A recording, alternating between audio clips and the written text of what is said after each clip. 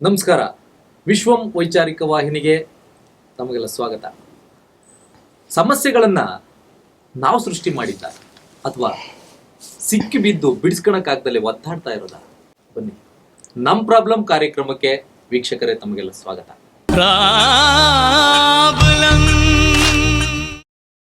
ನಾವು ಅದರಲ್ಲೂ ಮಹಿಳೆಯರು ಮೇಕಪ್ ಅನ್ನೋದು ಅವರ ಜೀವನದ ಒಂದು ಅಂಗವನ್ನಾಗಿ ಮಾಡ್ಕೊಂಡಿದ್ದಾರೆ. ಮೇಕಪ್ ಇಲ್ದಲ್ಲಿ ಇವತ್ತು ಹೊರಗೆ ಕಾಲಿಡುವಂತ ಪರಿಸ್ಥಿತಿನಲ್ಲಿ ಮಹಿಳೆಯರು ಅಂತ ಕಾಲವನ್ನು ಸೃಷ್ಟಿ ಮಾಡ್ಕೊಂಡಿದ್ದಾರೆ. ಇಂತಹ ಮೇಕಪ್ ಹೇಗೆ ಜನ್ಮ ತಾಳ್ತು, ಮೇಕಪ್ ಅನ್ನ ವೃತ್ತಿಯಾಗಿ ಅದನ್ನ ಹೇಗೆ ಬೆಳೀತಾ ಬಂತು ಅನ್ನೋದನ್ನು ಇವತ್ತು ನಮ್ಮ ಪ್ರಾಬ್ಲಮ್ ಕಾರ್ಯಕ್ರಮದಲ್ಲಿ ಚರ್ಚೆ ಮಾಡೋಣ. ಮೇಕಪ್ನ ಆಗು ಹೋಗುಗಳು ಹೇಗೆ, ಮೇಕಪ್ ಅಂದ್ರೆ ಏನು ಅಂತ ತಿಳ್ಕೊಳ್ಳೋಣ. ಬನ್ನಿ, ಇವತ್ತು ನಮ್ಮ ಜೊತೆಗೆ ಅತಿಥಿಗಳಿದ್ದಾರೆ. ಶ್ಯಾಮ್ ಸುಂದರ್, ಶ್ಯಾಮಣ್ಣ ಅಂತಲೇ ತುಂಬಾ ಪ್ರಸಿದ್ಧಿಯಾದಂಥವರು. ಅವರ ಅನುಭವ ಮತ್ತೆ ಅವರ ಮೇಕಪ್ ವೃತ್ತಿ ಜೀವನದ ಬಗ್ಗೆ ನಾವು ಇವತ್ತು ತಿಳ್ಕೊಳ್ಳೋಣ. ಸರ್, ನಿಮಗೆ ನಮ್ಮ ಪ್ರಾಬ್ಲಮ್ ಕಾರ್ಯಕ್ರಮಕ್ಕೆ ಸ್ವಾಗತ. ನಮ್ಮ ಗೌತಮ್ ರವರು ಇದ್ದಾರೆ, ಸುಮಾರು 15 ವರ್ಷಗಳಿಂದ ಮೇಕಪ್ ಆರ್ಟಿಸ್ಟ್ ಆಗಿ ಕೆಲಸ ಮಾಡ್ತಿದ್ದಾರೆ. ಸರ್, ತಮಗೆ ಸ್ವಾಗತ. ಅಭಿಷೇಕ್ ನಟರಾಜ್ ಅವರು 15 ವರ್ಷಗಳಿಂದ ಈ ವೃತ್ತಿನಲ್ಲಿ ತೊಡಗಿದ್ದೀರಿ, ತಮಗೆ ಸ್ವಾಗತ. ನಮಸ್ಕಾರ ಸರ್. ಮೊದಲನೇದಾಗಿ ನಮಗೆ ಮೇಕಪ್ ಅಂದ್ರೆ ಏನು, ಮೇಕಪ್ ಯಾವಾಗ ಹುಟ್ಟು, ಅದು ನೀವು ಯಾಕೆ ಮೇಕಪ್ ಹೋಗ್ಬೇಕು ಅಂತ ಅನ್ನಿಸ್ತು? ಪುರಾಣಗಳ ಕಾಲದಿಂದ ಮೇಕಪ್ ಇದೆ ಸರ್. ಇದೇನು ಹೊಸದಾಗಿ ಬಂದಿರೋದಿಲ್ಲ. ಅದು ಹೇಗೆ ಅಂದರೆ, ನೀವು ಬೇಲೂರು ಹಳೆಬೀಡು ನೋಡಿರ್ಬೋದು, ಅಲ್ಲಿ ಕನ್ನಡ ಹಿಡ್ಕೊಂಡು ಒಬ್ಳು ಇರ್ತಾಳೆ, ಗೊತ್ತಾ? ಪ್ರತಿಮೆ. ಹೌದು, ಮೇಕಪ್ ಮಾಡೋದು ಅವ್ರ ಎಕ್ಸ್ಪ್ರೆಷನ್ ನೋಡಿದ್ರೆ, ಆ ತೋಟಿ ಕಣ್ಣು ಅದೆಲ್ಲ ಮೇಕಪ್ಪೇ ಸರ್. ಅಂದ್ರೆ ಮೇಕಪ್ ಯಾವಾಗ ಶುರುವಾಯಿತು ಅಂದ್ರೆ, ಈ ಒಂದು ಟ್ರೈಬಲ್ ಗುಂಪುಗಳಿತ್ತಲ್ಲ, ಸೊ ಆ ಟೈಮಲ್ಲಿ ನಮ್ಮ ಕ್ಯಾರೆಕ್ಟರೈಸೇಷನ್ಸ್ ಅನ್ನ ನಾವು ಡಿಫ್ರೆಂಟ್ ಆಗಿ ತೋರಿಸ್ಬೇಕು ಆಪೋಸಿಟ್ ಅಲ್ಲಿ ಇರೋ ಪ್ರಾಣಿಗಳಿಗೆ, ನಾನು ಮನುಷ್ಯ ಅಂತ ಗೊತ್ತಾಗಬಾರ್ದು ಅನ್ನೋ ಒಂದು ಕಾರಣಕ್ಕೆ ಈ ಮೇಕಪ್ ಅನ್ನ ಮಾಡ್ಕೊಳ್ಳೋಂಥದ್ದು ಆಗ್ಲಿಂದಾನೇ ಶುರುವಾಗಿದೆ. ಸೊ ಕಲರ್ಸನ್ನು ಇಂಪ್ಲಿಮೆಂಟ್ ಮಾಡ್ಕೊಳ್ಳೋದು ಅದೆಲ್ಲ ಅವ್ರು ಹಾಕ್ಕೊಂಡು, ಅಂದರೆ ಆಪೋಸಿಟ್ ಇರುವಂಥ ಪ್ರಾಣಿಗೆ ಒಂದು ಭಯ ತರಿಸೋವಂಥದ್ದು ಆ ಕಾಲದಿಂದನೇ ಇದೆ. ಸೊ ಅದು ಕಾಸ್ಮೆಟಿಕ್ಸ್ ಕನ್ವರ್ಷನಲ್ಲಿ ಈ ಒಂದು ಟರ್ಮರಿಕ್ ಪೌಡ್ರ್ ಆಗಿರ್ಬೋದು, ಸೊ ಅಥವಾ ಒಂದು ಕಡಲೆ ಹಸಿಟ್ಟು ಫೇಸ್ಗೆಲ್ಲ ಹಾಕ್ತಾರಲ್ಲ, ಆ ಥರ ಆಸಿಡ್ ಯೂಸ್ ಮಾಡೋವಂಥದ್ದಾಗಿರ್ಬೋದು.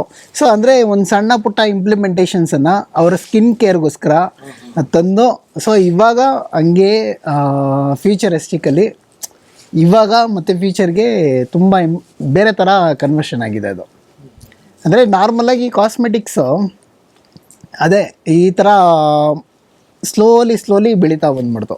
ಸರ್, ಇದು ಮೇಕಪ್ನ ನಾವೇ ತಯಾರಿ ಮಾಡ್ಕೊಳೋದ ಅಥವಾ ಹೇಗೆ? ಅದು ನಾವೇ ತಯಾರಿ ಮಾಡ್ಕೋಬಹುದು. ಪ್ಲಸ್ ಈಗ ಅಂಗಡಿಗಳಲ್ಲಿ ಸಿಗುತ್ತೆ, ಮ್ಯಾನುಫ್ಯಾಕ್ಚರಿಂಗ್ ಮಾಡಿ ರೆಡಿನೂ ಸಿಗುತ್ತೆ, ಎರಡೂ ಕೂಡ ಮಾಡ್ಕೋಬಹುದು ಸರ್. ಮುಂಚೆ ಏನಾಗ್ತಾ ಇತ್ತು ಅಂದರೆ, ಈ ಸರ್ ಹೇಳ್ದಂಗೆ ಜಿಂಕ್ ಆಕ್ಸೈಡ್, ಆಗಲೇ ಮಾತಾಡ್ತಾ ಇರ್ಬೇಕಾದ್ರೆ ಸರ್ ಹೇಳಿದ್ರು, ಆ ಜಿಂಕ್ ಆಕ್ಸೈಡ್ ಅನ್ನೋದು ಒಂದು ರಾ ಮೆಟೀರಿಯಲ್, ಓಕೆನಾ? ಇವಾಗ ಅದರಲ್ಲಿ ಕಲರ್ಸನ್ನು ಆ್ಯಡ್ ಮಾಡ್ಕೋತೀವಿ. ನಮಗೆ ಯಾವ ಕಲರ್ಸ್ ಬೇಕು ಕಾಸ್ಮೆಟಿಕ್ಸು ಅಂದರೆ, ಇವಾಗ ನಮಗೆ ಬ್ರೌನ್ ಶೇಡು ಅಥವಾ ಒಂದು ಸ್ಕಿನ್ ಶೇಡ್ಸು, ಈ ಬ್ರೌನ್ ಇದು ಕಾಸ್ಮೆಟಿಕ್ಸ್ ಎಲ್ಲ ಬಂದು ಎಷ್ಟು ವರ್ಷ ಆಗಿರ್ಬೋದು ಸರ್? ಅದು ಇವಾಗ ರೀಸೆಂಟಾಗಿ ಸರ್ ಒಂದು 15-20 ವರ್ಷ ಅನ್ಕೊಳ್ಳಿ. ಹೌದಾ? ಫುಲ್ಲು ಬ್ರ್ಯಾಂಡ್ ಆಗಿ ತುಂಬಾ ಹೈಫೈ ಲೆವೆಲ್ ಅಲ್ಲಿ ತಂದಿದ್ದು, ಸುಲಭವಾಗಿ ಸಿಗಂಗಾಗಿ ಒಂದು 30 ವರ್ಷ ಆಗಿರ್ಬೋದಾ? ಹೌದಲ್ಲ ಸರ್? ಶ್ಯಾಮಣ್ಣ, 30 ವರ್ಷದಿಂದ ನಿಮ್ಮ ಅನುಭವ ಒಂದು 60 ವರ್ಷ ಮೇಲಿದೆ ವೃತ್ತಿನಲ್ಲಿ. 30 ವರ್ಷದ ಹಿಂದೆ ಇವ್ಯಾವು ಸಿಗ್ತಿರ್ಲಿಲ್ಲ. ಅವಾಗ ನೀವು ಬಣ್ಣ ಹೆಂಗ್ ಮಾಡ್ಕಂತಿದ್ರಿ ಅಂತ? ಸರ್, ಒಂದು ಸತ್ಯ ಹೇಳ ಸರ್, ಒಂದು ರಾಜಾ ಸ್ನೋ ಅಂತಿತ್ತು ಸರ್, ನಮ್ಮಮ್ಮ ಹಚ್ಕೊತಿದ್ರು. ರಾಜಾ ಸ್ನೋ? ಅದಕ್ಕೆ ಎಷ್ಟು ವರ್ಷ ಹಳೇದು ಅಂದರೆ ಅಷ್ಟು ಹಳೇದು. ಅಂದರೆ ಆ ಸ್ನೋನಲ್ಲಿ ಮೇಕಪ್ ಇದೆ ಅಂದರೆ ಅವ್ರು ಯಾಕೆ ಹಚ್ಕೊತಿದ್ರು ಮೇಕಪ್. ಹೌದು. ಅವಾಗ ನೀವು ಈ ವೃತ್ತಿಗೆಲ್ಲ ಮೇಕಪ್ ನ ಹೆಂಗ್ ಮಾಡ್ಕಂತಿದ್ರಿ? ಸುಲಭವಾಗಂತೂ ಸಿಗ್ತಿರ್ಲಿಲ್ಲ. ವೃತ್ತಿ ಬಂದು ರಂಗಭೂಮಿಯವರು ಉಪಯೋಗಿಸ್ತಿದ್ರು ಮೇಕಪ್. ಮೇಕಪ್ ಅನ್ನೋದು ರಂಗಭೂಮಿಯಿಂದ ಪ್ರಚಾರಕ್ಕೆ ಬಂದಿರೋ ಮೇಕಪ್.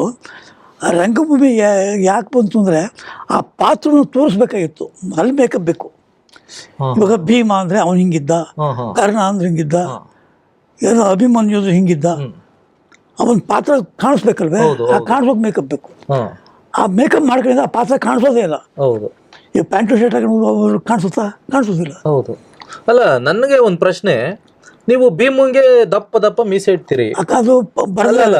ಹೇಳಿದ್ದು ಕೆಲವೊಂದು ಈಶ್ವರಂಗ್ ವಿಭೂತಿ ಇಕ್ತೀರಿ, ನಿಮ್ಗೆ ಇದೆಲ್ಲ ಹೆಂಗೆ? ಈ ಭೀಮಂಗೆ ಇಷ್ಟೇ ದಪ್ಪ ಮೀಸೆ ಇರ್ಬೇಕು, ಇದೆಲ್ಲ ನಿಮ್ಗೆ ಹೆಂಗೆ ಗೊತ್ತಾಗ್ತದೆ? ಎಲ್ಲಿ ಪುರಾಣಗಳು ಡಿಸ್ಕ್ರಿಪ್ಷನ್.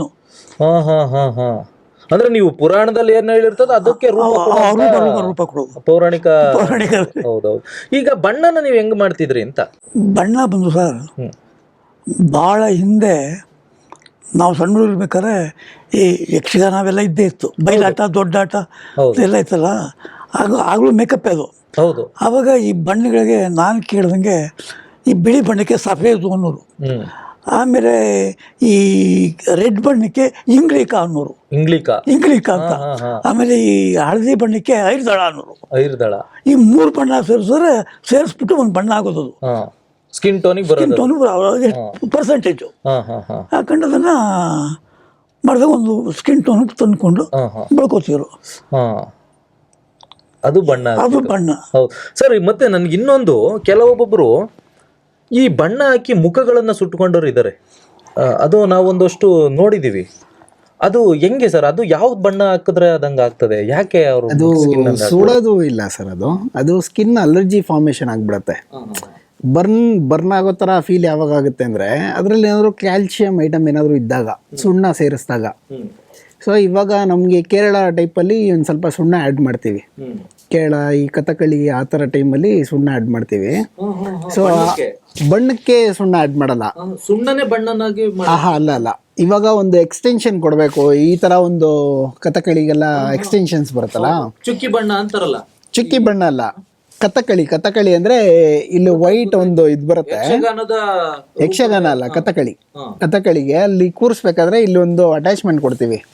ಸೊ ಅದು ಒಂದು ರೈಸ್ ಸ್ಟಾರ್ಚು ಮತ್ತೆ ಸುಣ್ಣನ ಆ್ಯಡ್ ಮಾಡ್ತೀವಿ. ಆ ಥರ ಟೈಮಲ್ಲಿ ಆಗಬಹುದು. ಅದು ಬಿಟ್ಟರೆ ಅಂದರೆ ಸುಣ್ಣ ಜಾಸ್ತಿ ಆದರೆ, ಅದು ಬಿಟ್ಟರೆ ಈ ಕಾಸ್ಮೆಟಿಕ್ಸನ್ನು ಕರೆಕ್ಟಾಗಿ ಮೇಂಟೈನ್ ಮಾಡಲಿಲ್ಲ ಅಂದರೆ ಅದರಲ್ಲಿ ಒಂಥರ ಫಂಗಸ್ ಫಾರ್ಮ್ ಆಗೋದು, ಬ್ಯಾಕ್ಟೀರಿಯಾಸ್ ಆ್ಯಡ್ ಆಗೋದು, ಆ ಥರ ಟೈಮಲ್ಲಿ ಅಲರ್ಜಿಗಳು ಫಾರ್ಮ್ ಆಗುತ್ತೆ. ಬಟ್ ನಾರ್ಮಲ್ ಆಗಿ ಬರ್ನ್ ಆಗುವಂಥದ್ದು ಯಾವುದೂ ಇಲ್ವೇ ಇಲ್ಲ ಸರ್. ಇಲ್ಲ, ನಾವು ನೋಡಿದೀವಿ ಪೌರಾಣಿಕ ಕಲಾವಿದರುಗಳು, ಅವರು ವರ್ಷಕ್ಕೆ 4 ಸಲ ಬಣ್ಣ ಹಾಕಿದ್ರೆ ಹೆಚ್ಚು. ಕೆಲವೊಬ್ರು ನಿಜವಾಗ್ಲೂ ಹೇಳ್ತೀನಿ, ಅವ್ರ ಮುಖ ಈ ಟೋನೇ ಬೇರೆ, ಈ ಟೋನೇ ಬೇರೆ. ಸರ್, ಕೆಲವೊಂದು ಎಕ್ಸ್ಪೈರಿ ಪ್ರಾಡಕ್ಟ್ ಯೂಸ್ ಮಾಡೋದ್ರಿಂದ ಹಂಗಾಗ್ಬೋದು. ಪ್ಯಾನ್ ಕೇಕ್ ಅಲ್ಲಿ ನಾವು ನೀರಿನಂಶ ಸ್ಪಾಂಜಲ್ಲಿ ನೀರಿಂದ ಅದನ್ನ ಪ್ಯಾನ್ ಕೇಕ್ ಇಂದ ತಗೊಳ್ತೀವಿ. ನೀರಿನಂಶ ಹಾಗೆ ತಿಂಗಳಾನ್ಗಟ್ಲೆ ಆಗಿ ಬಿಟ್ಟರೆ ಅದು ಫಂಗಸ್ ಫಾರ್ಮ್ ಆಗುತ್ತೆ ಒಳಗೆ. ನೆಕ್ಸ್ಟ್ ಯೂಸ್ ಮಾಡ್ಬೇಕಾದ್ರೆ ತಿಂಗಳಾನ್ಗಟ್ಲೆ ಬಿಟ್ಟು ಪ್ಯಾನ್ ಕೇಕ್ ನೆಕ್ಸ್ಟ್ ಯೂಸ್ ಮಾಡ್ಬೇಕಾದ್ರೆ ಅದನ್ನ ವಾಶ್ ಮಾಡ್ತೀರಾ. ಸೊ ಅದನ್ನ ಹಂಗೆ ಯೂಸ್ ಮಾಡ್ಬಿಟ್ರೆ ಅದು ಯೂಸ್ ಮಾಡಬಾರ್ದು, ಫಂಗಸ್ ಫಾರ್ಮ್ ಆದ್ರೆ. ಸೊ ಅದನ್ನ ಯೂಸ್ ಮಾಡಿದ್ರೆ ರಿಯಾಕ್ಟ್ ಆಗುತ್ತೆ ಚರ್ಮಕ್ಕೆ. ಇಲ್ಲ ಅಂದ್ರೆ ಇನ್ನೊಂದು ಬೇರೆ ಇನ್ಯಾರಿಗೂ ಸ್ಕಿನ್ ಪ್ರಾಬ್ಲಮ್ ಇರುತ್ತೆ. ಸೊ ಅಂಥವ್ರದಿಂದ ಅದೇ ಸ್ಪಾಂಜು ಅದೇ ತೊಳಿದಿರಾ, ಅದು ಸರಿಯಾಗಿ ವಾಶ್ ಮಾಡ್ತೀರಾ, ಯೂಸ್ ಮಾಡಿದ್ರೆ ಸೊ ಅದನ್ನು ರಿಯಾಕ್ಷನ್ ಆಗುತ್ತೆ. ಅದರಿಂದ ಕೆಲವೊಂದು ಆಗಿರೋದು ನಾನು ಕೇಳಿದ್ದೀನಿ. ಖಂಡಿತ. ಸಿನಿಮಾದವರು ಸುಮಾರು ಜನ ಅದನ್ನೇ ಕಂಪ್ಲೇಂಟ್ ಮಾಡ್ತಾರೆ, ಹೇಳ್ತಾರೆ ಸುಮಾರು ಜನ. ಸೊ ನನಗೆ ಏನೋ ಅಲ್ಲಿ ಎಲ್ಲೋ ಮೇಕಪ್ ಮಾಡಿಸ್ಕೊಂಡೆ, ನನಗೆ ಅಲರ್ಜಿ ಆಗೋಯ್ತು, ಮುಖ ಎಲ್ಲ ಪಿಂಪಲ್ ಆಗೋಯ್ತು. ಸೊ ಅದಕ್ಕೆ ಮೇನ್ ನಾವು ಏನು ಪ್ರಿಕಾಷನ್ ತಗೋಬೇಕು ಅಂದರೆ, ಒಬ್ಬರಿಗೆ ಮೇಕಪ್ ಯೂಸ್ ಮಾಡಿದ ಪ್ರಾಡಕ್ಟ್ಸ್ ಬ್ರಷ್ ಆಗಿರ್ಬೋದು, ಸ್ಪಾಂಜ್ ಆಗಿರ್ಬೋದು, ಅದನ್ನು ವಾಶ್ ಮಾಡಿ ಇನ್ನೊಬ್ರಿಗೆ ಯೂಸ್ ಮಾಡಬೇಕು, ಬಳಸಬೇಕು. ಸೊ ನಾನು ಬೇರೆ ಒಬ್ರಿಗೆ ಮೇಕಪ್ ಮಾಡ್ತಿರ್ತೀನಿ, ಅವ್ರಿಗೇನೋ ಒಂದು ಸ್ಕಿನ್ ಪ್ರಾಬ್ಲಮ್ ಇದೆ ಅಂತ ಗೊತ್ತಾದ್ರೆ ನೆಕ್ಸ್ಟ್ ಯೂಸ್ ಮಾಡ್ಬೇಕಾದ್ರೆ ಅದನ್ನ ನಾವು ನೀಟಾಗಿ ವಾಶ್ ಮಾಡಿ ಅಥವಾ ಸ್ಪಾಂಜ್ ಅಥವಾ ಬ್ರಷ್ನೇ ಚೇಂಜ್ ಮಾಡ್ಬೇಕಾಗತ್ತೆ. ನಾವು ಚೇಂಜ್ ಮಾಡಿ ಯೂಸ್ ಮಾಡಬೇಕು. ಸೊ ನಮ್ಮಿಂದ ಬೇರೆಯವ್ರಿಗೆ ತೊಂದರೆ ಆಗಬಾರ್ದು. ಹೌದು, ಅದನ್ನ ನಾವು ಪ್ರಿಕಾಷನ್ ತಗೋಬೇಕು. ಕೆಲವರು ಆ ಥರದ್ದೇನು ತಗೊಳ್ಳಲ್ಲ, ಮಾಡ್ಬಿಡ್ತಾರೆ. ಕೆಲವೊಂದು ಆ ಥರ ಪ್ರಾಬ್ಲಮ್ ಆಗುತ್ತೆ ಕೆಲವೊಂದ್ಸತಿ. ಈ ಮೇಕಪ್ ನಾಟಕ ನೀವು ಪೌರಾಣಿಕದಲ್ಲೆಲ್ಲ ಮಾಡಿ ಬಂದವರು, ನಾವು ಮೇಕಪ್ನ ಹಾಕೊಂಡಾಗ ತುಟಿಗೆಲ್ಲ ಅದೇ ಬಣ್ಣನೇ ಹಾಕಿರ್ತೀವಿ ನಾವು. ಇಡೀ ಮುಖನೇ ಬಣ್ಣ ಬಿಡಿ, ಕ್ಯಾರೆಕ್ಟರೈಸ್ ಮೇಕಪ್ ಮಾಡ್ತಾ ಹೋಗ್ತೀವಿ. ಆ ಬಣ್ಣ ನಾವು ನೀರು ಕುಡ್ದಾಗ್ಲೋ ಊಟ ಮಾಡಿದಾಗ ಒಳಗಡೆ ಹೋಗುತ್ತೆ. ಅದು ಏನು ಸಮಸ್ಯೆ ಆಗೋದಿಲ್ವಾ ನಮ್ಗೆ ಅಂತ? ನೀವು ಮೇಕಪ್ ಸತ್ತಿದ್ರೆ ಕೇಳಿದ್ರೆ ಯಾರಾದ್ರು ಬಣ್ಣ ತಿಂದು ಕೇಳಿದ ಮೇಕಪ್ ಯಾರು ಸತ್ತಿಲ್ಲ. ಯಾಕೆ ಅಂದ್ರೆ ಅದೇನು ಉಪಯೋಗಿಸ್ತೀವಿ ನಾವು, ಈ ಟ್ಯಾಬ್ಲೆಟ್ ಇದೆಯಲ್ಲ, ಅದು ಬೇಸಿಕಲಿ ಏನಪ್ಪಾ ಅಂದ್ರೆ ಈ ವೈಟ್ ಜಿಂಕ್ ಆಕ್ಸೈಡ್. ಹೌದು, ವೈಟ್ ಆಗಿರ್ತಾನೆ ಟ್ಯಾಬ್ಲೆಟ್ಗಳು, ಆ ಜಿಂಕ್ ಆಕ್ಸೈಡ್ ನಾವು ಮುಖಕ್ಕೆ ಹಚ್ಚೋದು ಅದನ್ನೇ.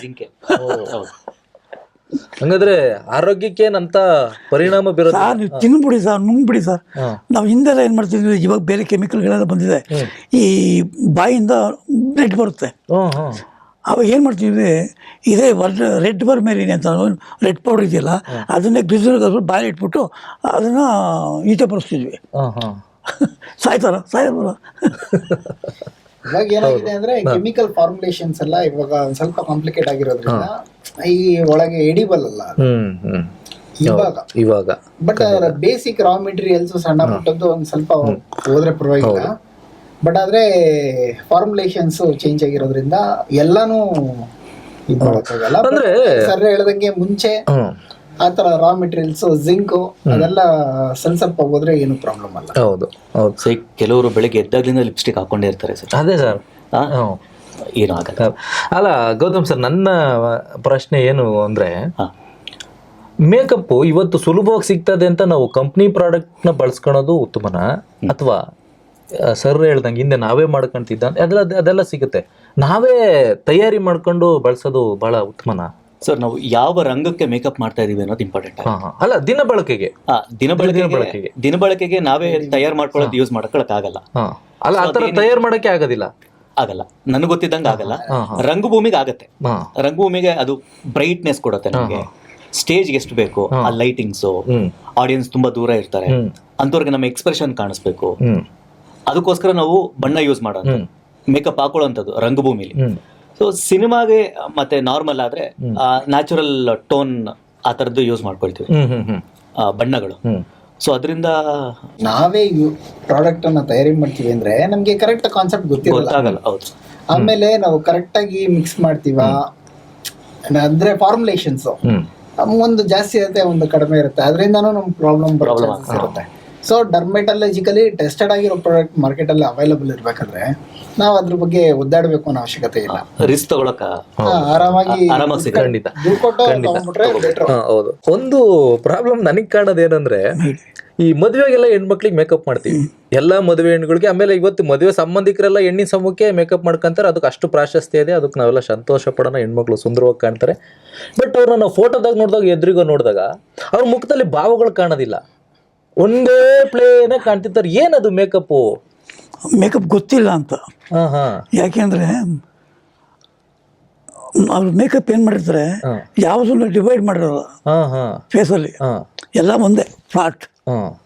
ಅವಾಗ ದೇವು ತರ ಕಾಣಿಸ್ತಿರ್ತಾರೆ. ಖಂಡಿತ. ಕೆಲವೊಂದೊಂದು ತುಂಬಾ ಮೇಕಪ್ ತೆಗ್ದಾಗ ಹೆಣ್ಮಕ್ಳು ಸುಂದರವಾಗಿ ಕಾಣ್ತಾರೆ. ಆ ಮೇಕಪ್ ಮಾಡಿದಾಗ ನಾವು ಅವ್ರನ್ನ ಅಷ್ಟು ಸುಂದರ ಅಂತ ಹೇಳಕ್ ಬರೋದಿಲ್ಲ. ಸುಮ್ಮನೆ ಏನೋ ಚಂದ ಕಾಣ್ತಾವ್ರೆ, ಚಂದನಾಗಿ ಮಾಡಿ ನಿನ್ಸಿದಾರೆ ಅನ್ನಿಸ್ತಾರೆ ಬಿಟ್ರೆ ಅವ್ರ ನಗುನಲ್ಲಿ ಭಾವನೆನೋ ಮತ್ತೊಂದು ಕಾಣುತ್ತೆ. ಅದು ಯಾಕೆ ಹಂಗೆ ಅಂತ? ಮೇಕಪ್ ಅನ್ನೋದು ಹೆಣ್ಮಕ್ಳಿಗೆ ನ್ಯಾಚುರಲ್ ಕಥೆ, ಅದು ದೈವದ ಬರ್ತಿರುತ್ತೆ. ನೀವು ನೋಡಿರ್ತೀರ, ಮನೆ ಗಂಟೆ ಕಣ್ಣಿನ ಮುಂದೆ. ಹೌದು ಅಲ್ವೇ? ಹೌದು. ಇಲ್ಲಿ ಹೋದ ತಕ್ಷಣ ಏನಾಗುತ್ತೆ ಅಂದ್ರೆ ಅವ್ರಿಗೊಂದು ಕಲ್ಪನೆ. ಅಲ್ಲಿ ಬ್ಯೂಟಿಷಿಯನ್ ಯಾರು ಏನಾದ್ರು ಹೇಳಿದ್ರೆ ಈ ಪಾರ್ಲರ್ ಅವ್ರ ಕಲ್ಚರ್ ಬೇರೆ, ಮೇಕಪ್ ಬೇರೆ, ಅದಕ್ಕೆ ಸಂಬಂಧನೇ ಇಲ್ಲ. ಅವ್ರಿಗೇನು ಬಣ್ಣ ಬಳಿಬೇಕಷ್ಟೇ, ಅದನ್ನ ಡಿವೈಡ್ ಮಾಡಬೇಕು ಅಂತ ಗೊತ್ತಿಲ್ಲ. ಕಣ್ಣು ಹೆಂಗಿರ್ಬೇಕು, ಮೂಗು ಹೆಂಗಿರ್ಬೇಕು, ಆ ಪಾರ್ಟಿಷನ್ ಏನು ಎಷ್ಟೆಷ್ಟು ಇರಬೇಕು ಅದೆಲ್ಲ ಅವ್ರು ಗೊತ್ತಿರಲ್ಲ. ಸುಮ್ಮನೆ ಫ್ಲಾಟ್ ಹೋಗಿ. ಸರ್, ಅದು ಪ್ರಾಬ್ಲಮ್ ಎಲ್ಲಿಂದ ಗೊತ್ತಾ ಸ್ಟಾರ್ಟ್ ಆಗೋದು? ಇವಾಗ ಕೋರ್ಸಸ್ ಅಂತ ಒಂದು ಮಾಡಿ ಮಾರ್ಕೆಟಲ್ಲಿ ಅವೈಲಬಲ್ ಇದೆ. ಸೊ ಎಲ್ಲ ಕಂಪ್ನೀಸು, ದೊಡ್ಡ ಕಾರ್ಪೊರೇಟ್ ಕಂಪ್ನೀಸ್ ಆಗಿರ್ಬೋದು, ಅಥವಾ ಸಣ್ಣ ಪುಟ್ಟ ಸ್ಟುಡಿಯೋಸ್ ಆಗಿರ್ಬೋದು, ಮೇಕಪ್ ಸ್ಟುಡಿಯೋಸು. ಸೊ ಅವರೆಲ್ಲ ಏನು ಮಾಡ್ತಾರೆ ಅಂತಂದರೆ ಫುಲ್ ಆರ್ಟಿಸ್ಟಿಕ್ ಫ್ಲೆಡ್ಜ್ ಆಗಿ ತರಲ್ಲ. ಇವಾಗ ಎಷ್ಟೊಂದು ಕ್ಯಾಟಗರಿ ಇದೆ ಮೇಕಪ್ಪಲ್ಲಿ. ಸೊ ಅದರಲ್ಲಿ ಒಂದೊಂದು ಕ್ಯಾಟಗರಿನ ಮಾತ್ರ ಪರ್ಟಿಕ್ಯುಲರ್ ಆಗಿ ತಗೋತಾರೆ. ಅದು ಬ್ರೈಡಲ್ ಕ್ಯಾಟಗರಿ ಇವಾಗ ತುಂಬಾ ದೊಡ್ಡ ಮಟ್ಟಕ್ಕೆ ಮಾತನಾಡೋದು. ದೊಡ್ಡ ಉದ್ಯಮ, ತುಂಬಾ ಲಕ್ಷಾಂತರ ರೂಪಾಯಿ ಒಂದು ಪ್ಯಾಕೇಜ್. ಸರ್, ನನಗೆ ಗೌತಮ್ ಸರ್ ಅನ್ನಿಸ್ತದೆ, ಶ್ಯಾಮ್ ಸರ್ ನೀವು ಇದನ್ನ ಯೋಚನೆ ಮಾಡಿ, ಮೇಕಪ್ ಅನ್ನೋದು ಚರ್ಮವನ್ನ ಅಂದಗೊಳಿಸಕ್ಕೆ ನಾವು ಬಾಹ್ಯವಾಗಿ ಹೊರಮುಖಕ್ಕೆ ಮಾಡುವಂತ ಬಣ್ಣ. ಇದನ್ನ ನೀವು ಚರ್ಮಕ್ಕೆ ಟ್ರೀಟ್ಮೆಂಟ್ ಕೊಟ್ಟು ಮೇಕಪ್ ಮಾಡ್ತೀರಲ್ಲ, ಅದು ಏನದು? ಅದು ಮೇಕಪ್ಪಾ?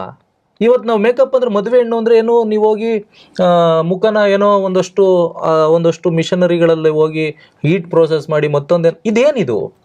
Self grooming sir. ಅಲ್ಲ, ಅದ್ರ ಹೆಸರು ಬೇರೆ ಏನಾದ್ರೂ ಇರ್ಲಿ, ಅದು ಮೇಕಪ್ ಅಂತ ಹೇಳಿ ನಾವು ಹೋಗಿ ಮಾಡ್ತಾ ಇದೀವಲ್ಲ. ನಿಜವಾದ ಮೇಕಪ್ ಏನದು? ಅದು ಮೇಕಪ್ ಅಥವಾ ಅದೇನ್ ಬೇರೆ ಟ್ರೀಟ್ಮೆಂಟ್ ಏನದು? ಕೆಲವರೀಗ ಟ್ಯಾನ್ ರಿಮೂವ್ ಅಂತ ಮಾಡಿಸ್ಕೊಳ್ತಾರೆ.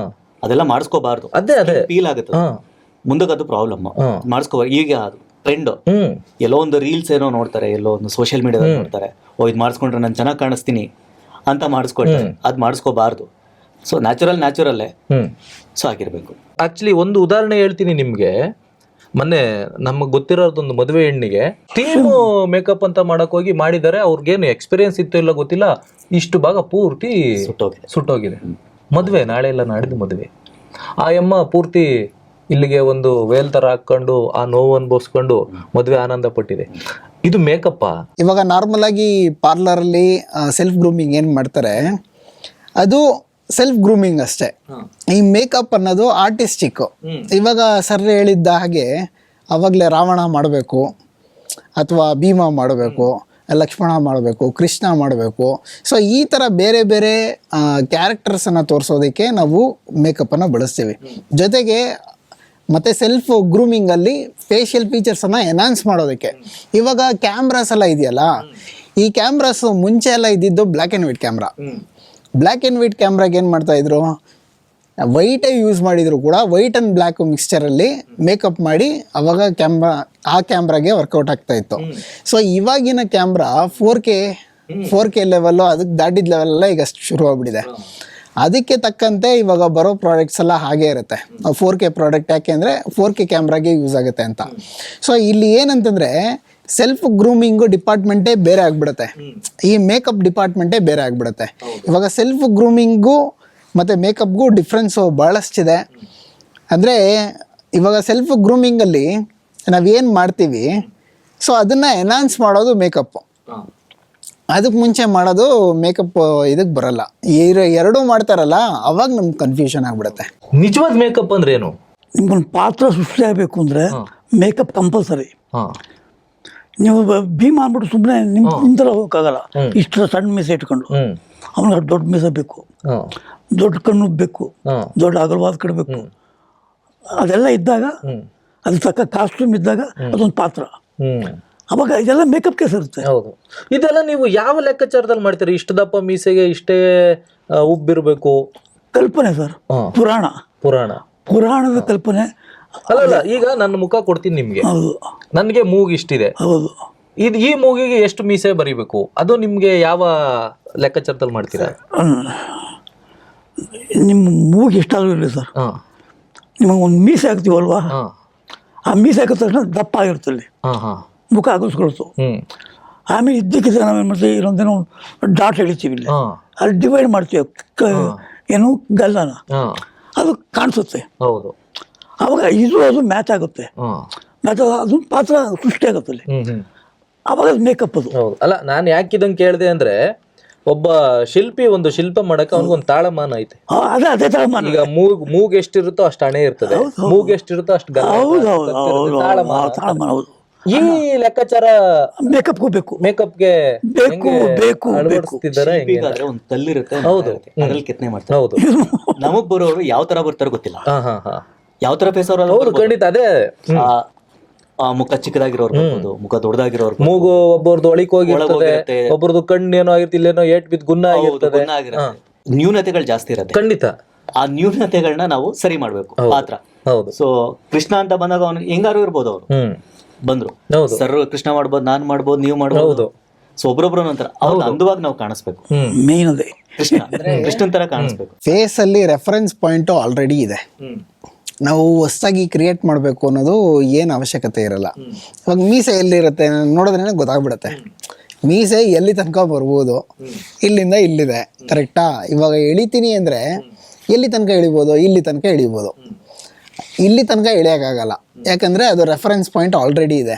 ಆ ರೆಫರೆನ್ಸ್ ಪಾಯಿಂಟ್ಸನ್ನು ಅಂಡರ್ಸ್ಟ್ಯಾಂಡ್ ಮಾಡಿಕೊಂಡ್ರೆ ಎಲ್ಲಿ ಯಾವ ಪ್ಲೇಸಲ್ಲಿ ಮಾಡಬೇಕು ಅನ್ನೋದು ಗೊತ್ತಾಗುತ್ತೆ. ಬಟ್ ಆದರೆ ಎಕ್ಸ್ಪೀರಿಯನ್ಸಲ್ಲಿ ಆ ರೆಫರೆನ್ಸ್ ಪಾಯಿಂಟ್ ನಮ್ಗೆ ಗೊತ್ತಿರುತ್ತೆ, ಬಟ್ ಅದನ್ನು ರೆಫರೆನ್ಸ್ ಪಾಯಿಂಟ್ ಅಂತ ನಾವು ಹೇಳೋದಕ್ಕೆ ಗೊತ್ತಿರಲ್ಲ ಅಷ್ಟೇ ಸಮ್ಟೈಮ್ಸು. ಬಟ್ ಆದರೆ ಎಕ್ಸ್ಪೀರಿಯನ್ಸಲ್ಲಿ ರೆಫರೆನ್ಸ್ ಪಾಯಿಂಟ್ಸು ನಾವು ಕಂಡು ಹಿಡ್ಕೊಂಡ್ಬಿಡ್ತೀವಿ.